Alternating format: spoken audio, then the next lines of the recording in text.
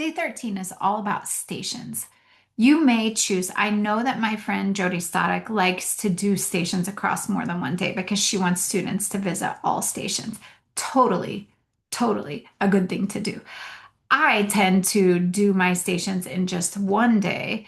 And so my students often don't go to every station. They kind of pick and choose which stations they want to go to. So as we look ahead at day 13, know that for you, it could be day 13 or it could be day 13 and 14. So to allow review, again, no aperitivo, they're going to do centers or stations today. There are six total stations. They can probably get through, generally speaking, my students can get through four stations in a day. So you could choose to have them just pick the four stations that they're most interested in going to, or you could cross to the second day and have them do some of the stations on day two. So there is a center's response sheet right here. So students will be able to answer on their answer sheet there, or um, well, I deliver mine digitally. You can print that out. But also then there are manipulative. So each center's little cards are linked, so you can jump ahead and print those out. In this center, the Quien Soy, in this center, students will have 8 cards with characters or elements from the text. Each card has 3 to 4 simple clues. They'll read the clues aloud and guess the character or element that are being described. There are numbers in the bottom left of the card that coordinate their response to the response sheet. So just leave these, cut them apart. I laminated mine, so I'll have them for future use. But it says, I'm small, I live in Lake Xochimilco, I'm different than my friends. Who am I? So they're going to, for number one, on their student response sheet, they would put Shuli or El Ajolote. So super easy center, but they need a little time to read through them. So I'm going to set my timer for 7 minutes at each center. Number two, this is a listening comprehension. They're going to listen either to a recording of you using the 2 recorded scripts, or they could listen as you read aloud if you choose to be present in this section. So I have a teacher iPad, so I will record my audio. They'll listen and they'll stop at the end of script one. I'll say press pause and it will have them pause. And then when they're ready, they'll play script two. They're going to listen and then they're just going to respond to questions based on these 2 listening things about the legend of Xolotl and the Lake Xochimilco on their answer sheet. Third, in this center, it's a speaking center, so they'll be interviewing the characters of the book. So in pairs, if they have 5 people at this center, there'll be 2 interviewers and 3 interviewees, and the one pair will take turns talking.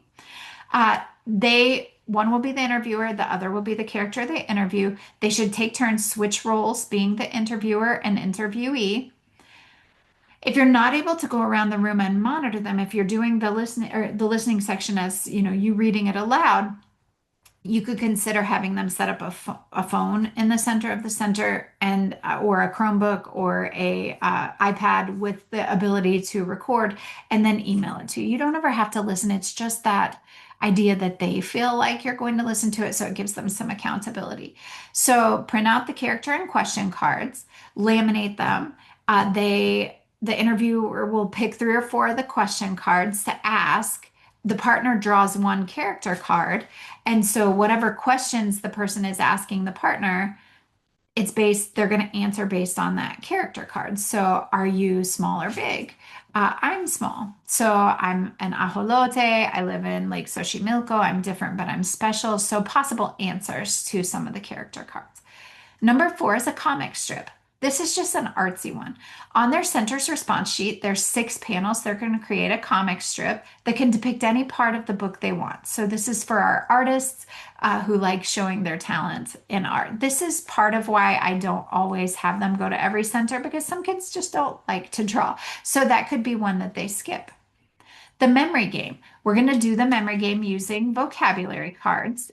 Each card shows a Spanish word or an English translation. So they're going to shuffle the cards up face down in rows and they're going to play memory, and they'll continue playing until the timer. So if they run out, then they'll just resort it and they'll play again. And then station six is a Xochimilco postcard. They're going to write a postcard from Lake Xochimilco. On the front, they'll draw an image, and on the back, they'll write 3 to 4 sentences in Spanish. Ideas for the front could be the ajolotes, could be the trajineras, it could be the lake itself. They've seen Lake Xochimilco in their slideshow, and they've been under the water with Shirley. And on the back, they can say just 3 simple sentences. Estoy en Xochimilco, veo ajolotes, monto en una trajinera, es especial. So they're just sending a postcard home. But part of it is figuring out what's put on the front of their postcard, and part is what they're going to write on the back.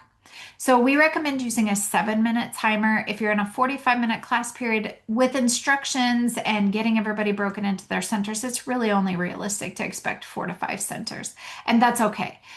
There is some student autonomy in this. They choose what sentence to visit, what centers to visit, and also they have to stay on task. What if they're not?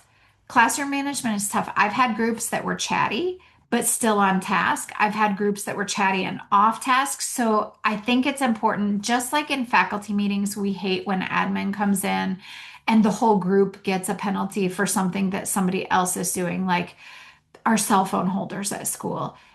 If one person is not using that cell phone holder well, it's not a talk with that person. It's always in the faculty meeting. Everybody needs to be using their cell phone holders. So we don't want to make the whole class feel like that. So if it is one or a couple of students, then deal with them individually. Like it's sometimes hard to do that, but deal with them individually. If the class is not on task, consider doing 4 center activities without as many speaking centers. Like pull those out. Uh, Maybe do instead of that, maybe do a discussion with a 7-minute timer between topics. And then what if they're not using the target language? Okay, using the target in the speaking center, 100% required. They need to be interviewing like that. But at the rest of the centers, if you are worried about them not using, they're always going to be most comfortable talking to peers in their first language. And these are level ones and twos. So they don't have the language that they need to talk to each other at their centers in the target language. The goal is to review and refresh material before starting a new unit or before doing an assessment. And they're getting their language input today from the sources or their language output, like whatever they're demonstrating in each center.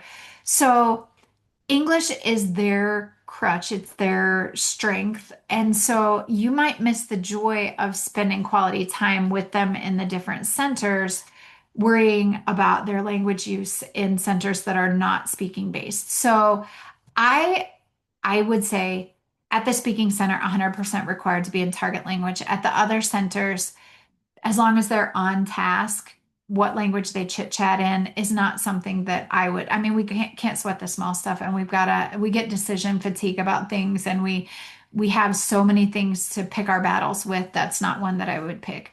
And how do I grade? I have them complete the tasks at each center that they go to. I'm not evaluating them. I'm trying to give them exposure again today. So if they did it, if they were there, if they were doing the centers, they just get a formative grade of a full score. They don't know that I'm not grading line by line. They get the grade in the grade book. But the goal of this is not for me to test them. That's tomorrow. The goal of this is for me to review with them a little further. So today you're doing centers. If you're worried, I was scared to do centers the first time. My friend Christy Placido talked to me and said, listen, you're going to be surprised. It's really a lot of fun. And now I do them a lot. A lot of our WAS units have centers and stations in them. I think that you will enjoy it. I would encourage you to give it a try. And then we're going to be ready tomorrow for our last day of book club.